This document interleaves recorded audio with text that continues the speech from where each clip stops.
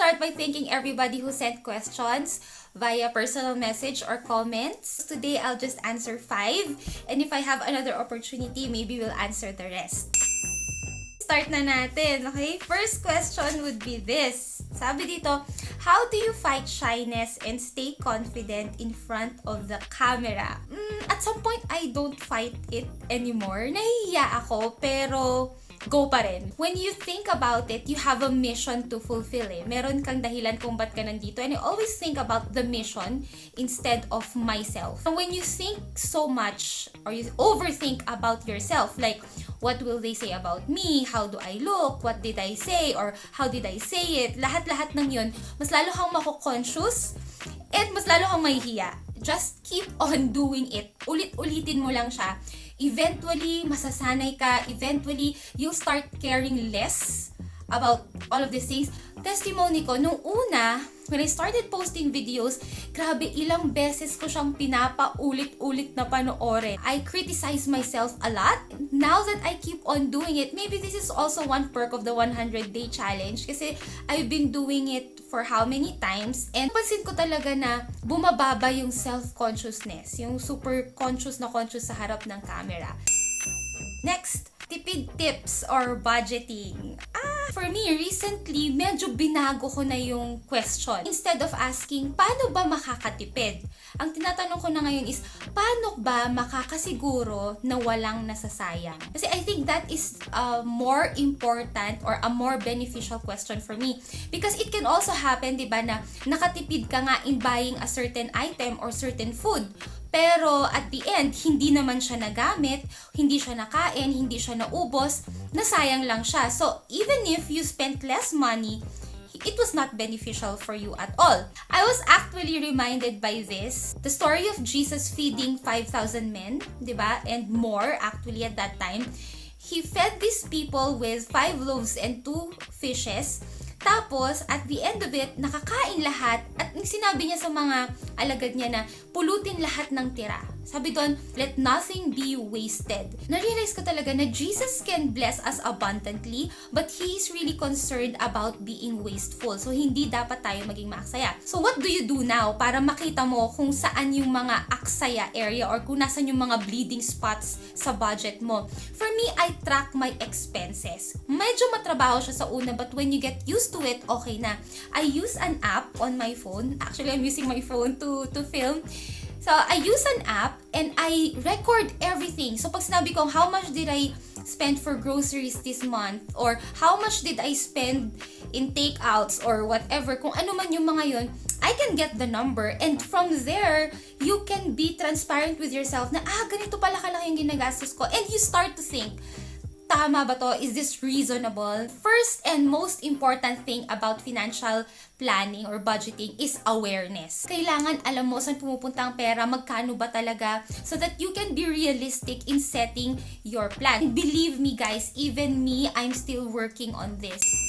Can you share the thing you found most important as a mom? For me, as a mom, the most important thing right now is for me to be able to disciple my children. So when you say discipleship, ano yan eh? It's as simple as being able to teach them and guide them toward the right path. So I'm very blessed also to have a husband who gives a lot of importance to values and attitude of children, even more than yung academic achievements, etc., etc. As parents, it's really important for us to train our children to do what's right and to love righteousness. Importante yun eh. And of course, to influence them when it comes to our faith. Yun ang talagang mahalaga para sa akin ngayon. Sa aming mag-asawa, yun yung goal namin. Next question. How long have you been in ministry? Tips paano tumagal sa ministry. Sa mga hindi nakakaalam, I serve in church as a music director. So if yung question na to is gano'n na ako katagal sa music ministry, matagal na kasi siguro more than 10 years na. But if you're asking like how long have I been the music director, yung serving in that sense, around 5 years. If you're asking me paano tumagal sa ministry, make your spiritual health a priority. There's no end to studying or discovering more about God and about our faith. Do not let your ministry become a distraction of true worship. Kasi diba minsan, we're so busy on the tasks that are given to us na imbis na nag-worship ka na sincerely, hindi na, parang nagiging trabaho na lang siya. Because the truth is, it's not about how long you serve eh. It's about how much you serve during the time that you can serve. Dapat as long as kaya mo, as long as may opportunity ka, you have to give your best. Do not overthink about the future. Just always think about what you can do now and how you can give your best at this moment. How do you manage time for kids, husband, self, and serving in church or ministry? So before I answer this question, I just want to give you an idea kung ano ba yung mga duties na ginagampanan ko as of today. So first, of course, I'm a mom. So I have 2 kids. Andyan na yung mga gawaing bahay, like you cook for them, then you wash the clothes, etc. etc.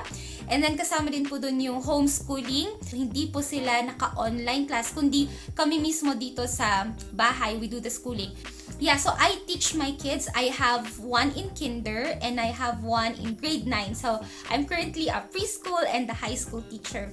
I am also serving in church as a music director, just like what I said a while ago. So ang role ko naman doon is to supervise and manage yung mga practices, rehearsals, trainings, and at the same time, it's also part of my service to facilitate yung mga online discussions or cell groups, dati face-to-face, pero ngayon is more on online. I also call this year the VP year kasi vice president ako ng 2 groups ngayon. So I'm the vice president of Synergy Toastmasters Club. So Toastmasters Club is an organization that develops public speaking and leadership skills. And then I'm also recently voted as the vice president of our young adult groups at church. It's a privilege to serve, diba?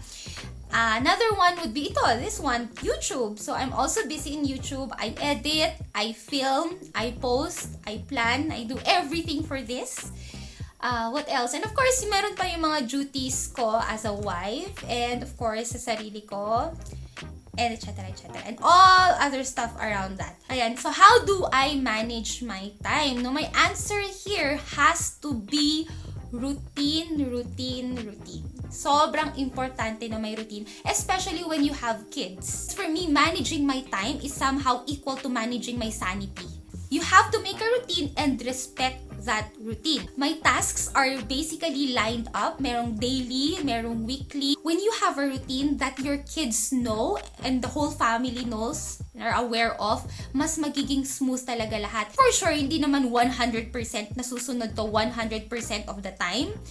Pero masunod lang siya kahit 80% of the time. That's already a huge help for me. The most important tip for me para ma-manage mong mabuti yung time mo, you have to schedule a time for your cell phone. I also set a time for my social media, my Facebook and all that, and I do that during the night. That cell phone has to have its proper time and place. I know this is a long video compared to the ones I have daily, but thank you again so much for everyone who sent questions and sana magkaroon pa tayo ng isa pang ganito soon. Thank you so much. I'll see you again tomorrow. Bye!